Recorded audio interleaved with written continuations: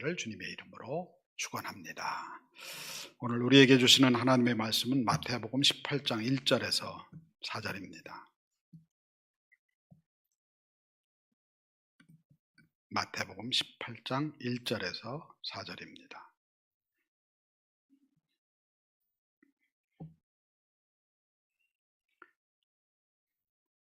제가 봉독해 드리겠습니다. 그때 제자들이 예수께 나와 이르되 천국에서는 누가 크니이까? 예수께서 한 어린아이를 불러 그들 가운데 세우시고 이르시되 진실로 너희에게 이르노니 너희가 돌이켜 어린아이들과 같이 되지 아니하면 결단코 천국에 들어가지 못하리라. 그러므로 누구든지 이 어린아이와 같이 자기를 낮추는 사람이 천국에서 큰 자니라. 아멘. 성경을 들고 같이 고백하겠습니다. 이 성경은 하나님의 말씀입니다. 말씀만이 나를 새 사람으로 만들 수 있습니다. 마음을 열어 주의 말씀을 받게 하옵소서.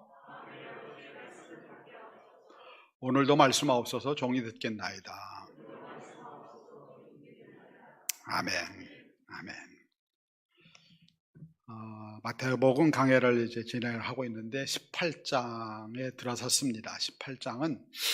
18장과 19장은 마태복음에서 예수님의 설교, 제자들을 향한 설교가 담겨져 있습니다. 여기에는 용서에 대한 말씀도 담겨져 있고 여러 가지 다양한 종류의 말씀, 그런 말씀들이 이 18장과 19장에 제자들을 위해서 주신 말씀으로 담겨져 있죠.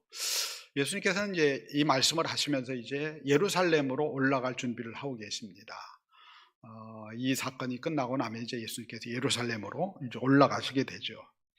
그리고 이제 그 길이 고난의 길이 될 것이다. 계속해서 말씀하셔요. 내가 이제는 2번이나 예고를 하셨죠. 내가 사람들에게 고난을 받고 나서 십자가에 죽고 그리고 이제 부활하게 될 것이다 라고 하는 고난에 대한 예고를 2번이나 하셨습니다. 그런데 이 제자들은요 전혀 생각이 달라요. 제자들은 어떤 생각을 해요? 제자들은 하나님 나라가 금방 임할 것 같아요. 예수님께서 예루살렘에 올라간다고 하는데 하나님 나라가 임할 것 같아요. 그런데 어떻게 이런 일이 일어날까요? 예수님은 고난을 얘기를 하는데 왜 제자들이 이런 생각을 하고 있을까요? 사람들은요 듣고 싶은 것만 들어요. 그리고 보고 싶은 것만 봅니다.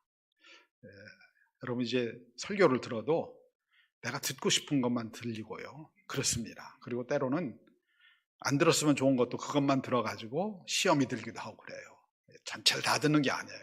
그러니까 듣고 싶은 것만 듣고 보고 싶은 것만 봅니다. 그러니까 제자들은 지금 한껏 기대를 하고 있는 거예요. 예수님이 고난 얘기하는데 고난 뭐 잠깐 있겠지. 그래도 예수님 보니까 뭐 대단한 능력을 갖고 있는데 하나님 나라를 그분이 가져오실 거야. 예루살렘으로 올라가는 이유는 그걸 위해서 올라가시는 거야 라고 하는 그 기대를 잔뜩 가지고 있어요. 그러니까 이 기대를 가지고 있으니까 제자들이 어떤 생각을 하겠어요? 그 생각을 하는 거예요. 하나님 나라가 오면은 그러면은 나는 어떤 자리를 차지하면 좋을까? 이 생각을 하는 거예요. 그렇죠? 이제 우리가 이제 선거나 이런 거 끝나고 나면은요 사람들이 그러잖아요. 나는 그냥 이름 없이 섬기다 가겠습니다. 절대로 이런 일은 없습니다. 선거에 참여한 사람들은 뭘 바랍니까? 내가 이만큼 노력했으니까 이거에 대한 대가를 줘야지 라는 마음을 다 가져요. 누구나 다 가지게 됩니다. 이런 마음을 갖게 되는 거죠. 그러니까 제자들이 그런 마음을 갖고 있는 거예요. 그래서 일종 예를 들면 그런 겁니다. 비서실장은 누가 할까? 총리는 누가 할까? 행정부 장관은 누가 할까? 뭐 이런 것들을 이제 생각하는 거예요. 외교부 장관은 누가 할까? 이런 것들을 자기네끼리 생각을 하는 거예요. 해서 서로 다투는 거예요. 이것 때문에. 왜냐하면은 다들 서로 자기가 최고의 헌신을 했다고 생각을 하거든요. 내가 최고의 헌신을 했지.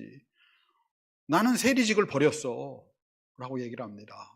이거보다 더 큰 게 어딨어 라고 얘기하니까 또 베드로는 있다고 뭐라고 합니까? 나는 그물을 버렸어 라고 얘기를 해요.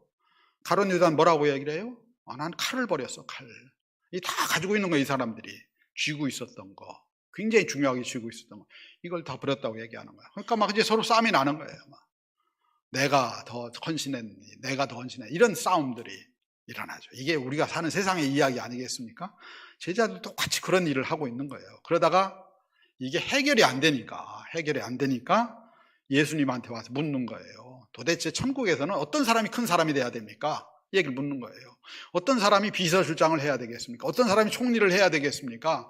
어떤 사람이 이 자리를 맡아야 되겠습니까? 라고 하는 그런 물음이에요. 그런 물음. 하나님 나라가 올 텐데 그때 뭘 하겠습니까? 라고 얘기를 하는 겁니다. 근데 예수님께서 뭐라고 대답하세요? 어린아이가 되라고 하는 거예요. 어린아이가 되라 라고 얘기하는 겁니다. 어린아이와 큰 사람은 영 서로 이게 매치가 안 되죠. 여러분, 어린아이를 큰 사람이라고 생각하세요? 어린이를? 물론 우리가 그러죠. 장래, 미래를 이끌어갈 동량이다. 큰 사람 맞죠. 하지만은 지금 현실적으로 어린이를 큰 사람이라고 생각하는 사람은 없어요. 앞으로 가능성이 무한하다. 이걸 보지 지금 현재 그렇다라고 생각하는 사람은 없습니다. 어린이는 미숙하고 무력한 존재예요. 미숙하고 무력한 존재입니다.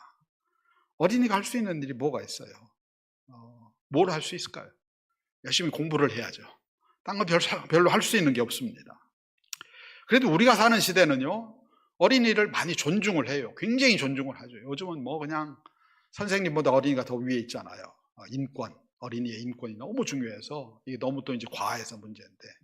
근데 사실 생각해 보면은 한 30년 전만 해도 저희 자랄 때만 해도 우리는 존재 가치가 없었어요. 우리 존재 가치가 없었고 사람 취급을 잘 못 받고 이랬죠.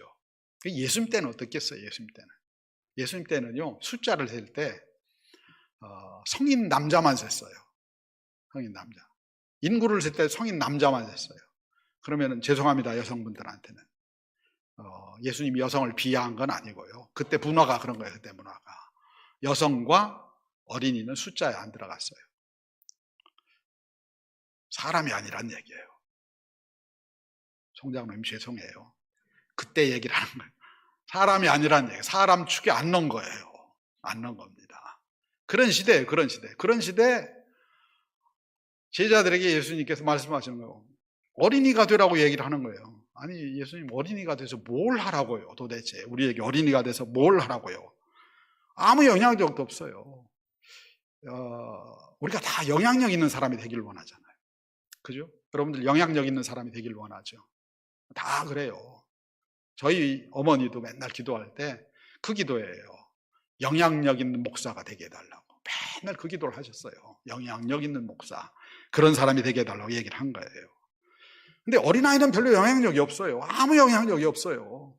근데 어린이가 되라고 하시는 거예요. 어린이가 되라. 그러니까 죄자들은 화가 단단히 났죠. 아니, 우리가 헌신한 게 얼만데 우리에게 요즘 표현을 하면 찌질하게 어린이가 되라고 하나. 기가 막힌 얘기 아니에요. 어린이가 되라고 하나. 화가 나는 거예요. 화가 나는 거. 내가 이렇게 헌신했는데 예수님 이제 뭐 싹 고개를 돌리시네. 하나님 나라가 임할 때가 되니까 이제는 우리를 제외를 시키려고 하시나 보네. 이런 이제 불만과 이런 마음들이 이제 그들 안에 담겨져 있는 것이죠. 사실은 이들이 미천한 사람들이죠. 어부와 세리가 그 당시에 뭐 그렇게 대단한 그런 그런 직업을 아니었잖아요. 근데 이제 이들이 이제 예수님 따라다니면서 이제 나름대로 이제 사람들이 막 따르고 하니까 이제 괜찮아진 거예요. 괜찮아졌어요. 그러니까 그 김에 우리한테 이제는 다른 명함을 주십시오. 사람들에게 행세할 수 있는 다른 명함을 주세요. 세리, 어부 이런 명함 말고 하나님 나라를 위한 명함을 주십시오. 그래야 우리가 또 힘있게 일하지 않겠습니까? 영향력 있게 일하지 않겠습니까? 그렇잖아요. 우리가 사실 보면은 자리가 사람을 만든다고 하잖아요. 그죠? 자리가 사람을 만들어요. 자리가 사람을 만드니까 그런 좋은 자리 서로 이렇게 분배를 해서 주십시오라고 하는 그런 의도인데 어린이가 되라고 하는 거예요. 어린이가 되라라고 말씀하시는 거예요. 그러니까 제자들은 상당히 기분도 나쁘고 화도 나고 여러분 예를 들면 교회에서 내가 열심히 헌신했는데 목사님이 그냥 저기 가서 안 보이는 데서 뭐 일하십시오 하면은 기분 언짢죠? 안 언짢아요? 언짢죠. 다른 교회로 갈지도 모릅니다. 기분이 나빠서 그럴 수도 있어요. 주님은 왜 이 물음 앞에서 천국에서 큰 자가 누굽니까? 라고 물어보는 이 물음 앞에서 왜 어린아이가 되라고 하셨을까? 어린아이. 어린아이의 어떤 모습을 주님은 보셨을까? 중요한 건 이거예요. 어린아이 안에 여러 가지 이미지가 있죠, 여러분들. 그죠? 어린아이가 하나의 이미지는 아니에요. 수많은 이미지가 있어요. 수많은 이미지가 있는데 예수님은 이 어린아이의 어떤 모습을 보셨을까 하는 거예요. 저는 오늘 그 얘기를 하고 싶은 거예요. 어떤 모습을 보셨을까 하는 거예요. 어린아이. 예수님이 어린아이라고 했을 때 그냥 어린아이, 그냥 우리가 아무 생각 없이 어린아이라고 하지 않으셨을 거 아니에요. 어린아이는요, 아무것도 할 수 없는 무력한 자이기 때문에 저는 이 말씀을 하셨는 줄로 믿습니다. 이 아이는요, 어린아이는 자기 힘으로 할 수 있는 게 없어요. 그죠? 이 어린아이는 자기 힘으로 할 수 있는 게 없어요. 밥도 부모님이 줘야 먹는 거고요. 사는 것도 다 부모님에 의존할 수밖에 없는 존재, 의존할 수밖에 없는 존재. 자기 힘으로 사는 존재가 아니에요. 자기 힘으로 사는 존재가 아니라 부모님이 챙겨줘야 사는 존재가 어린이라고 하는 어린이. 아이들이 이제 사춘기가 되면은 이제 부모님 잔소리도 듣기 싫고 자꾸 간섭을 하잖아요. 이래라 학원도 가라 뭐 해라. 요즘 이제 사춘기가 이제 어려져 가지고 초등학생 정도면 이제 사춘기가 오잖아요.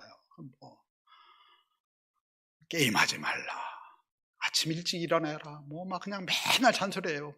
사실은 엄마도 그거 못하면서 엄마도 잘못하면서 애한테 막 하니까 이제 잔소리 듣기 싫어가지고 집을 뛰쳐나가고 싶은 거예요. 뛰쳐나가면은 내가 자유롭게 살 수 있고 내가 정말 잘할 수 있을 것 같은 이런 마음이 있는 거예요. 이런 마음이 있는 거예요. 그래서 실제 나가는 애들이 있죠. 집을 가출하는 애들.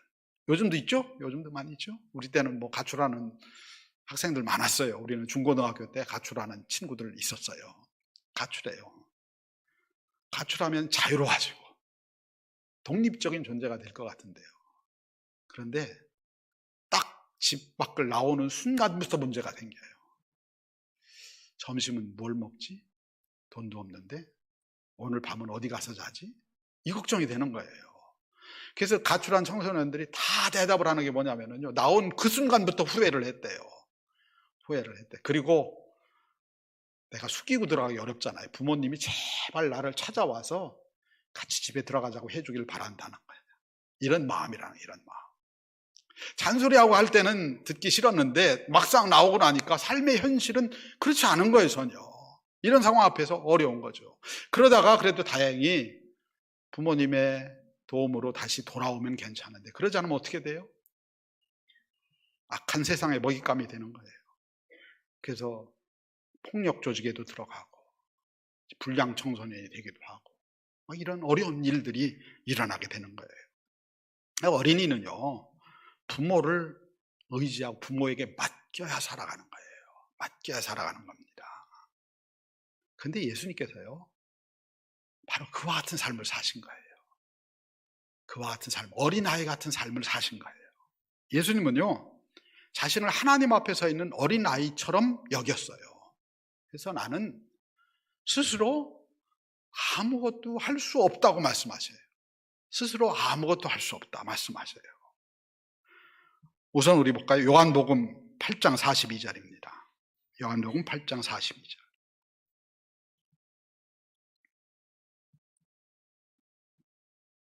요한복음 8장 42절입니다.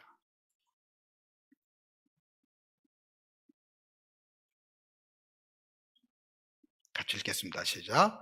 예수께서 이르시되 하나님이 너희 아버지였으면 너희가 나를 사랑하였으리니 이는 내가 하나님께로부터 나와서 왔음이라.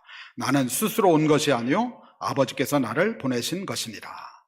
이 땅에 온 것이 나의 의지가 아니라 하나님의 뜻이라고 하는 얘기예요. 하나님께서 보내셨다고 하는, 스스로, 여기 굉장히 중요한 것이 뭐냐면 스스로 온 것이 아니라고 하는 얘기예요. 나는 그분에게 맡겨진 존재고 의탁된 존재다. 그리고 그분이 나를 보내셨다라고 말씀하시는 거예요. 우리 요한복음 조금 앞쪽에 5장 19절 볼까요? 5장 19절. 5장 19절. 같이 읽겠습니다. 시작. 그러므로 예수께서 그들에게 이르시되 내가 진실로 진실로 너희에게 이르노니 아들이 아버지께서 하시는 일을 보지 않고는 아무것도 스스로 할 수 없나니 아버지께서 행하시는 그것을 아들도 그와 같이 행하느니라. 아멘. 아무것도 스스로 할 수 없다고 말씀하십니다. 예수님 많은 능력을 갖고 있는데 근데 그분이 말씀하시는 거야. 나는 아무것도 스스로 할 수 없어. 아버지께서 주신 것만 가지고 해. 라고 고백하는 거예요. 또 그 바로 밑에 30절이 있습니다. 5장 30절.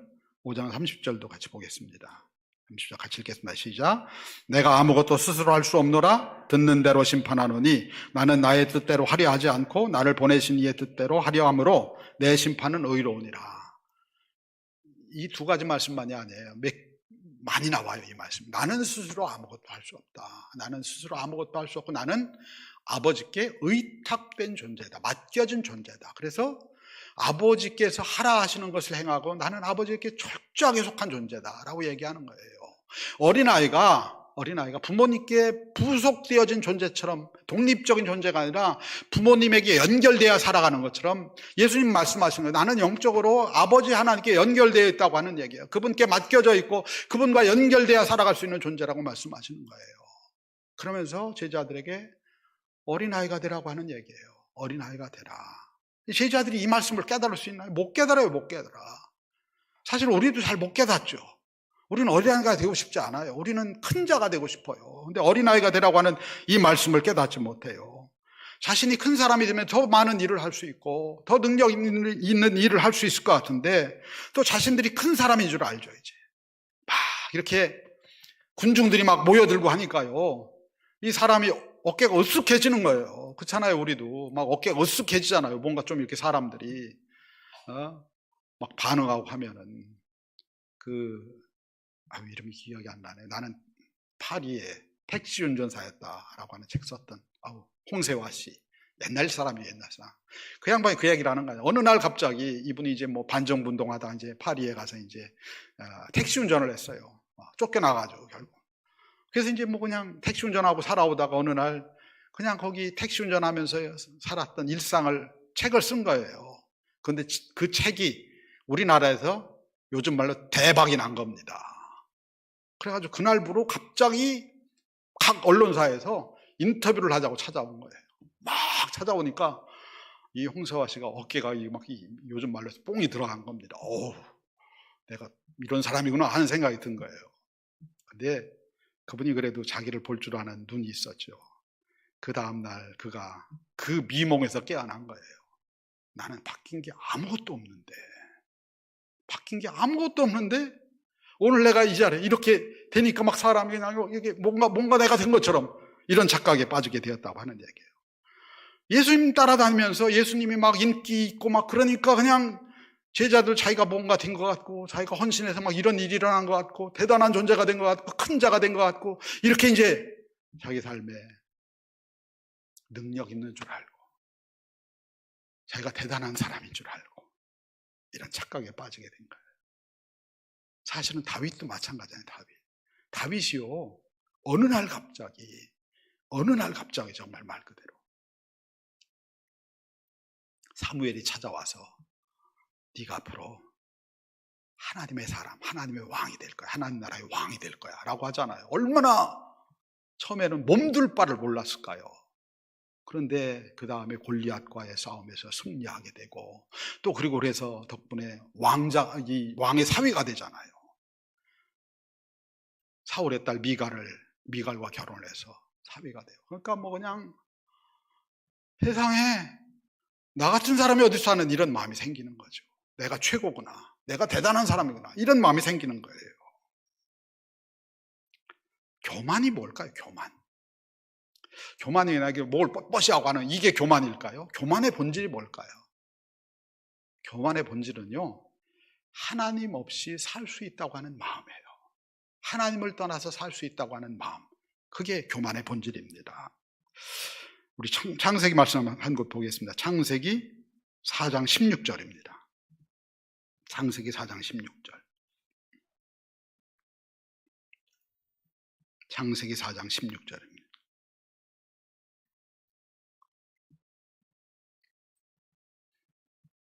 같이 읽겠습니다. 시작. 가인이 여호와 앞을 떠나서 에덴 동쪽 놋 땅에 거주하더니. 이 한 절 말씀인데요. 이 말씀 안에 아주 굉장히 중요한 의미들이 담겨져 있어요. 너무 유명한 말씀이에요. 여기서 이제 에덴의 동쪽이라는 소설도 나오고 에덴의 동쪽이 의미하는 것이 뭐냐? 하나님 없이 살아가는 삶. 그걸 에덴의 동쪽이라고 해요. 에덴의 동쪽. 하나님을 떠났어요. 가인이. 하나님을 떠나서 에덴의 동쪽 황량한 땅으로 간 거예요. 거기서 나는 독립적인 존재로 살겠다. 하나님 없이 살겠다. 라고 선언을 한 거예요. 선언을 한 겁니다. 그리고 나서 거기에서 가인의 후예들 안에서 세상의 문제들이 다 들어오기 시작해요. 세상의 모든 문제들이. 세상의 아픔과 고통과 이 모든 것들이 들어오게 돼요. 하나님 없이 이제 내 힘으로 살 거야. 내 잘난 맛에 살 거야. 라고 하는 이 풍조들이 들어오기 시작해서 서로를 죽이고 마치 제자들이 너 이리 내려와. 내가 그 자리에 앉아야 돼. 하는 것처럼 그런 싸움과 이런 고통들이 시작이 된 거예요. 이게 인간의 비극이에요. 하나님 없이 내가 신이 되려고 하는 거예요. 내가 신이 되고 신의 자리에 앉아서 다른 사람을 부리려고 하는 거예요. 나만 신이 되는 게 아니라 내가 신이 된다는 얘기는 무슨 얘기예요? 다른 사람을 너는 나보다 형편없는데 왜 네가 나보다 위에 있으려고 해? 깔아뭉개고 막 이런 일들이 일어나는 거예요. 이게 인간의 비극이에요. 인간의 비극. 근데 그렇게 살면서 요즘 현대인들이 무신론자가 많아졌는데 잠도 못 자고 마음에 평안이 없는 거예요. 독립적으로 사니까 마음에 평안이 없는 거예요. 하나님께 맡기면 평안이 있는데 그게 없는 거예요. 그런 삶을 살게 되는 거예요. 사실 제자들도 그런 마음이었죠. 뭔가 된 줄 알았어요. 뭔가 대단한 줄 알았어요. 내가 뭔가. 제가 입원해 있을 때 그 청와대 이제 그 우리 간병인이 그런 얘기를 해요. 청와대에서 이제 굉장한 권력을 갖고 있는 사람이 아마 들어왔나 봐요. 간병을 하게 됐나 봐요. 처음에는 말도 못 하겠더래요. 사람이 그냥 뻥끼고 재는데 내 말 한마디면 누가 날아가고 이런 얘기를 막 하더래요. 막 그러더래요. 근데 수술을 하고 나서 자기 몸 꼼짝 못하게 되니까 그때 정신을 차리더래요. 내가 아무것도 아니구나. 이러다가 그냥 죽을 수 있구나. 아마 그분이 신앙인이었는지 했던 그분이. 그래서 그때 비로소 자기 정신 차리고 내가 하나님 잘 믿어야지 하는 마음을 갖더라고 하는 그런 얘기예요. 제자들은 고난의 과정을 겪고 나서 자기가 아무것도 아닌 걸 깨달아요. 자기가 정말 무력한 자라고 하는 걸 깨닫는 거예요. 베드로가 주님 앞에서 난 주님 끝까지 지킬 겁니다 했는데 계집종 앞에서 3번이나 부인하잖아요. 뿐만 아니라 가룟 유다는 예수님을 은30에 팔아넘기잖아요. 나머지 제자들 다 도망가잖아요. 자신들이 대단한 역할을 할 줄 알았는데 아무것도 못하고 큰 자라고 했는데 큰 자는 무슨 큰 자예요. 다 도망가는데. 다 도망가요. 그러고 나서 깨닫는 거예요. 하나님의 은혜가 없이는 우리가 아무것도 할 수 없구나. 예수님께서 어린아이가 되라고 너를 낮추고선 너는 하나님께 속한 존재, 하나님의 은혜가 없이는 살 수 없는 존재라고 하는 것을 그 말씀이 그때 비로소 깨달아지는 거예요. 그래서 성령께서 그들에게 오시길 기다리는 거예요. 우리가 아무것도 아니네요. 살아보니까 아무것도 아니네요. 성령께서 오시길 기다리는 거예요. 우린 무력한 자입니다. 주의 성령님 오시옵소서. 주의 성령님 우리를 주장하여 주시옵소서. 나는 하나님으로부터 공급받아야 사는 존재입니다. 라고 고백하며 나가는 거예요. 그게 오순절 사건이에요. 사실은 제자들이 다 모여서 하나님의 은혜를 구하는 거예요. 하나님이 우리를 채워주지 않으면 우리가 살 수 없습니다 라고 하는 그런 고백이에요. 믿음의 고백. 독립적인 존재가 아니라 주님께 붙어있길, 주님께 맡기고 붙어있기를 원하는 사람들에게 주님께서 찾아오시는 거예요. 우리 지난 주간 같이 묵상한 말씀들이 굉장히 중요한 말씀들이 많이 있어요. 요한복음 말씀 지난번에 묵상했죠. 묵상하신 분 알 거예요. 내가 너희를 고아와 같이 버려두지 않겠다. 내가 너희를 찾아와서 너의 삶을 붙들어 줄 거야. 너는 혼자 있는 존재가 아니야. 넌 독립된 존재. 너는 버려진 존재가 아니고 내가 너를 고아처럼 버려두지 않고 내가 너를 붙들어 줄 거야. 네가 어려움 당할 때 내가 너를 도와줄 거야. 주님께서 말씀하시는 거예요. 그리고 아버지께서 공급해 주시는 거예요. 아까 제가 이야기했던 다윗이 그냥 갑자기 이렇게 막 출세를 하고 신분이 상승하고 하니까 내가 대단한 존재가 된 줄 아는 거예요. 근데 그때부터 어떤 일이 생겨요? 사울이 악신에 들리게 되고 결국 사울에게 쫓겨서 광야로 도망을 가잖아요. 광야에 가니까 내가 누군지를 알겠는 거예요. 광야에 가니까. 보니까, 광야에 서 보니까 내가 아무것도 안 해. 이 광야에서 뭘 할 수 있어요? 이 떼약볕이 내려지는 광야에서 내가 할 수 있는 게 뭐 있어요? 아무것도 없는 거예요. 그때 깨달은 거예요. 그때 깨닫고 그런 경험들을 가지고 고백한 게 뭐예요? 요한복음, 시편 23편이에요. 지난주간 시편 23편 또 묵상하셨잖아요. 시편 23편 1절입니다. 같이 볼까요? 시편 23편 1절입니다.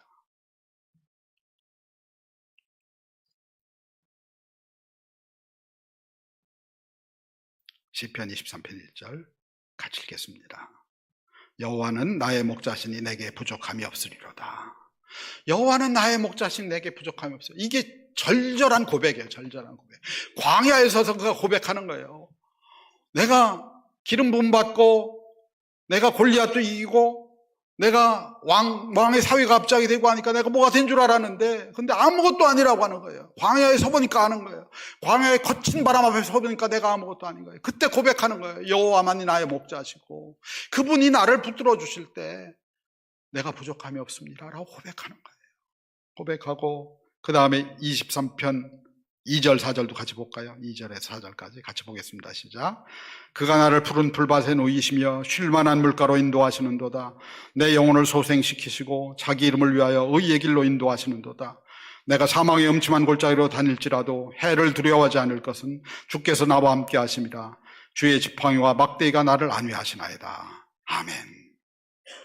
내가 그분을 나의 목자로 고백하고 나는 주님의 양입니다. 양은 목자 없이 못 살거든요. 나는 양입니다 라고 고백하게 되었을 때 그분이 오셔서 사망의 음침한 골짜기에서 나를 건져주시고 구해주시고 그 은혜를 힘입었다고 하는 얘기예요. 이게 그냥 어디 뭐 책상머리에 앉아서 쓴 시편이 아니에요. 그가 광야라고 하는 절절한 자리에서 온갖 풍파가 몰아닥치고 있는 죽을 것 같은 광야, 거기에서 사울의 칼날 앞에서 도망도 못 가고 갈 곳도 없고 수많은 사람들이 자기를 배신하는 상황 가운데서 나는 도대체 어디로 갈까 하는 그 절절한 상황 가운데서 하나님을 붙잡은 거야. 하나님만이 나의 목자십니다. 그럴 때 그 하나님께서 그 광야 같은 삶에서 나를 건져주셨다고 하는 얘기예요.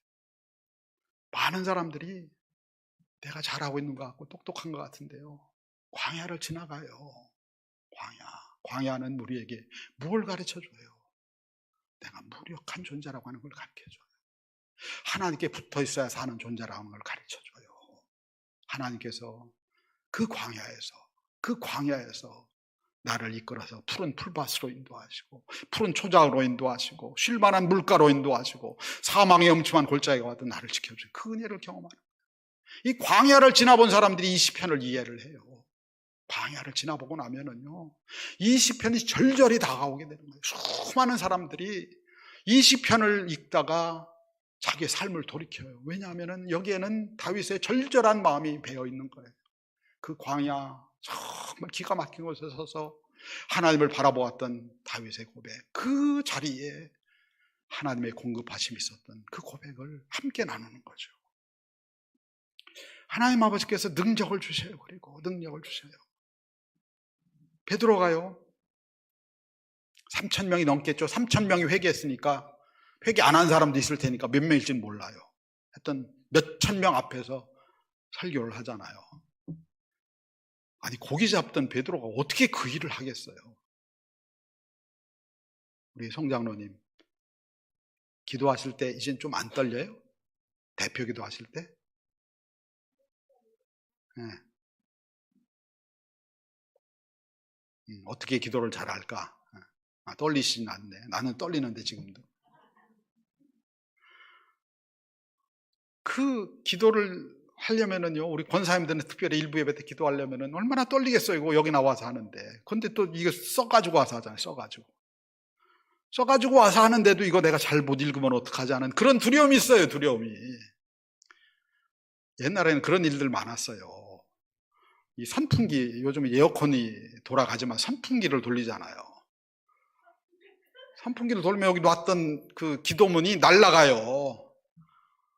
그럼 이거 어떻게 해요? 갑자기 날아가면은 그 주스러 가야 되잖아요. 그거 없으면 못 하는데 막 기도하다가 날아가네 가서 주워 오고 목회자들도 이제 설교라도 선교 원고가 날아가고 하면 이게 아주 힘들잖아요.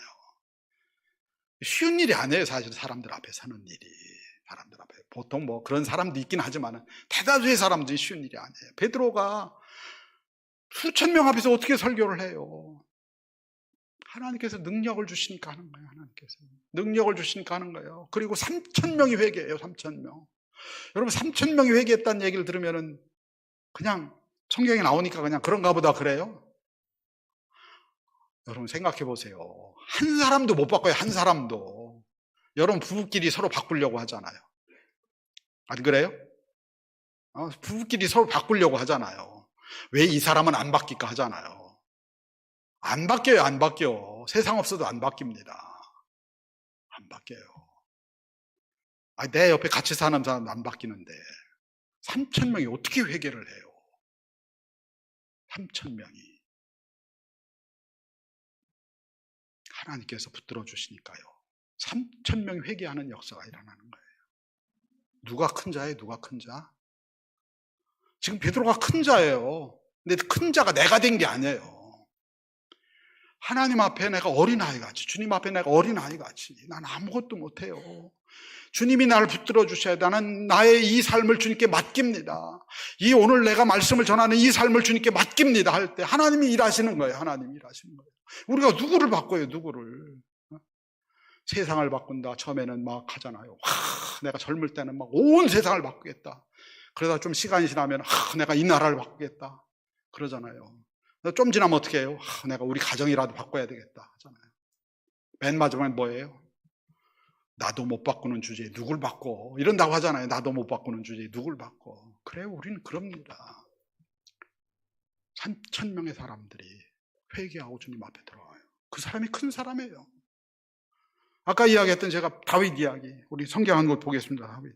사무엘상 17장 50절입니다. 사무엘상 17장 50절.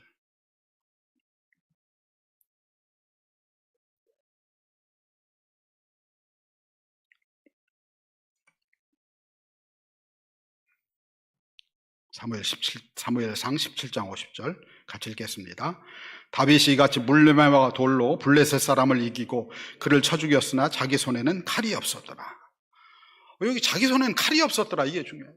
다윗이 골리앗과 싸우러 나갈 때요, 그에게 무기가 없었다는 얘기예요. 물맷돌은 무기가 아니에요. 이거는 무기가 없었다는 얘기예요. 무기. 내가 이 전쟁에서 싸워서 이겨야 될 무기가 없었다고 하는 얘기예요. 사울이 갑옷과 칼을 주겠다고 하는데 무겁다고 그걸 놓고 나가요. 놓고 나가. 이 미련한 사람이 어디 있어요? 그거라도 들고 나가야지. 칼이 없었다고 하네요. 그 손에 무기가 없었다고 하는 얘기예요.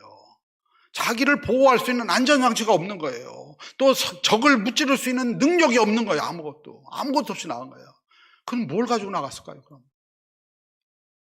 칼은 놓았지만 하나님께 붙잡힌 사람으로 하나님의 능력을 가지고 나간 거예요. 아멘. 우리 뭐 요즘 많이 쓰잖아요. 다윗과 골리앗 비유 엄청 많이 쓰잖아요. 다윗은 절대로 골리앗을 이길 수가 없어요. 절대로. 그런 얘기를 해요. 면적이 넓어가지고 쉽게 맞췄다고. 골리앗이 면적이 넓어서 쉽게 맞췄대요. 이건 인본주의자들이 하는 얘기예요. 죄송합니다. 그 큰 녀석이 돌팔매 하나 맞았다고 죽겠습니까? 하나님의 능력이 거기 임한 거예요.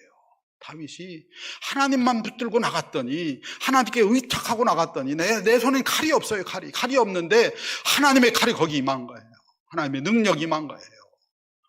그래서 다윗이 큰 자가 된 거 아니에요. 내가 뭐 힘써가지고, 내가 애써가지고, 내가 대단한 존재라 큰 자가 된 게 아니라 하나님의 능력이 공급되니까 큰 자가 된 거예요.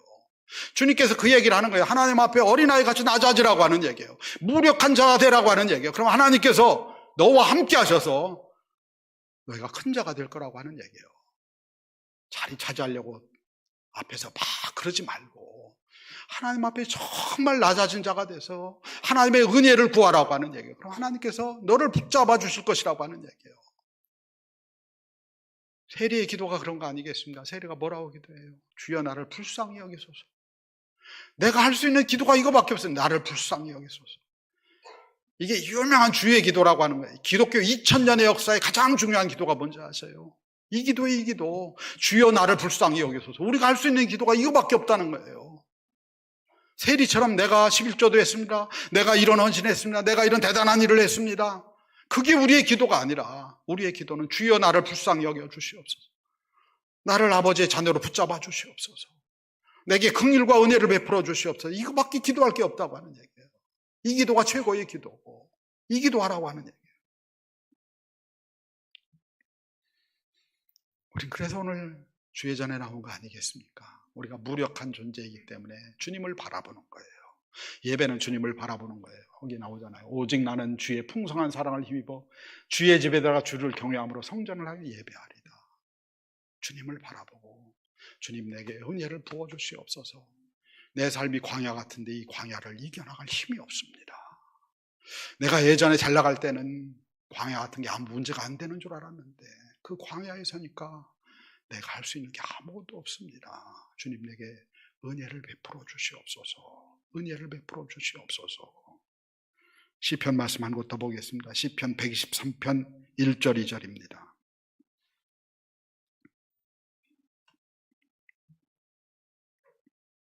시편 123편 1절에서 2절입니다.